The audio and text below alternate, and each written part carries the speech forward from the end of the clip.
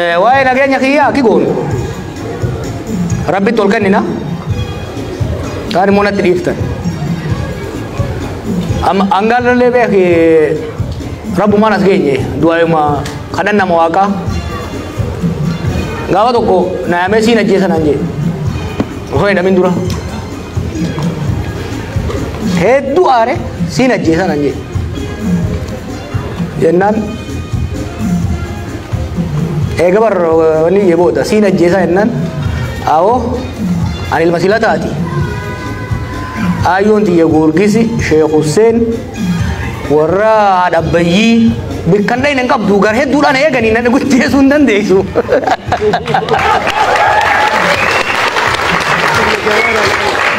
maqaan kiyyaa'u Jawaara bar Jawaara Sheekh Hussein beeytanii dawaa jechuu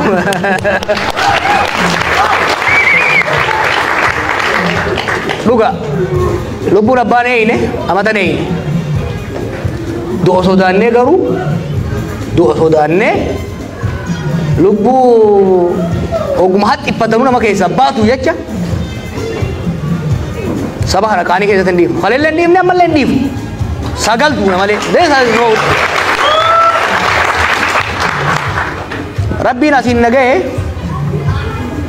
I believe ummata kanaa wajjin hariiroo dhugaa qabda paaltook irraa kaasii gaafa ijoollummaa irraa kaasii wal lolaa wal arrabsaa wal falataa dhugaa walii himaas geenye waggaa lamaan irraa waggaan as dhufe wal lolaa turreemi waan isin barbaaddan jechuun hin danda'an ture no yeroo sanitti waan hin jeef hin qaba ni bee waggaa lamaan dabre kan waan hin hojjedhe naaf beeka time was important yeroo sanitti osoo hin cuwaa jee rakkoon dhufaa waan amma sosodaatan tokko tokko ni uumama ture san bira dabarre amma now waa'ee maraamartoo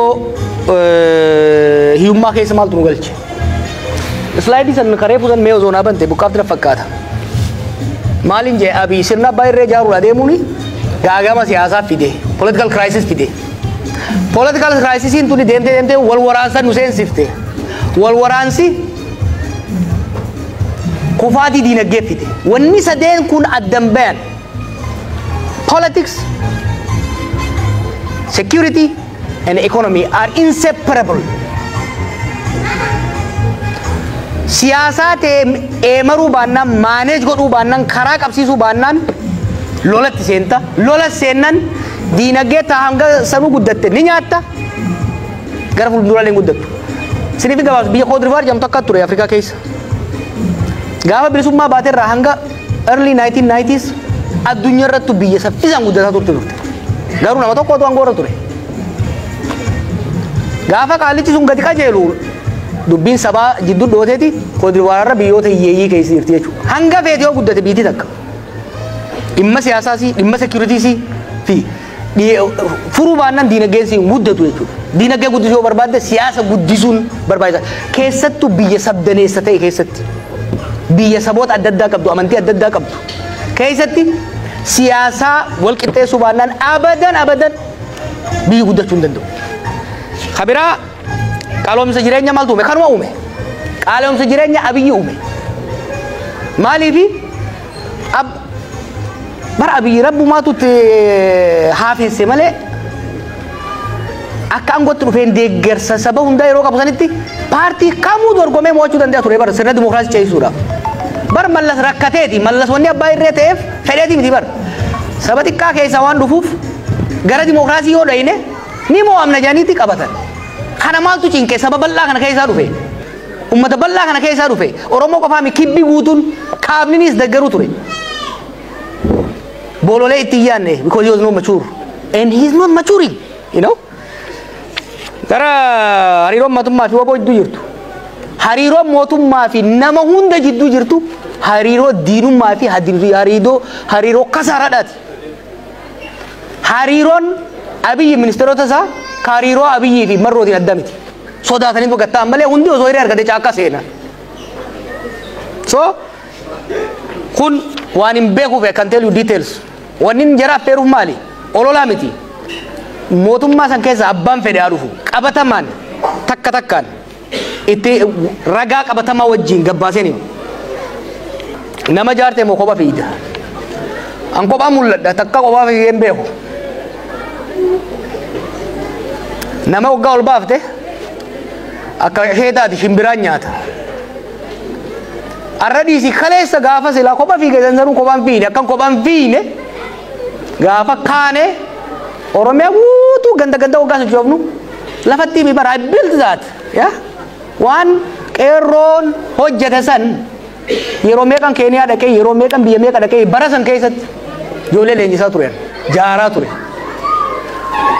Gaafa Singapore baradhurraa kaasee hanga Ameerikaa jiru hanga paaspoora kiyyan irraa fudhatanitti every year Itoophiyaan deeman ture qorannoodhaaf jedhee niin qoradha niin leenjisa niin jaara.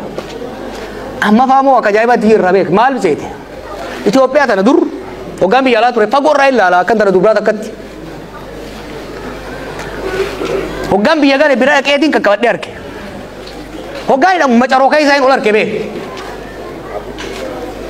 Miilarraa hanga mataatitti jaarree jira nama. Sammuu jaaru jira sammuu jaarree nama.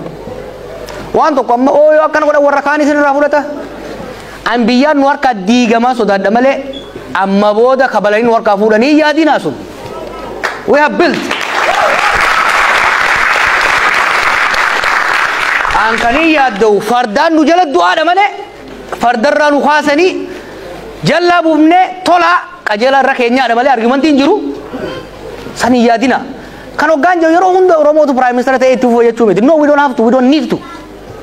Sirna dimookiraasii keessatti uummanni lakkoofsaa wayyaba. Number 1 yoo kana butaates number 1 sun gara tokkoon deemuu hin danda'u. Keeniyaa akka ilaaltan amma abbaan fedhaa dhufu warri saba guddaa angoo pirezidaantummaa godhaman taates wanni isaan jiran hojiitti gama jechuudha. Sirna dimookiraasii keessatti sirni dimookiraasii mirga warra wayyabaa bulchaa mirga sabxinnaatu kabajama. San qofaa miti. Mirga qofa osoo hin ta'in lakkoofsi dimookiraasii keessa waa lamaatu murteessaadha jiran. Lakkoofsa namaa fi maallaqa. Nuti lakkoofsa ni qabna maallaqa irratti dalaguu qabna. Maallaqa irratti dalaguudhaan immoo siyaasa wal qixxeessuu qabna jechuudha.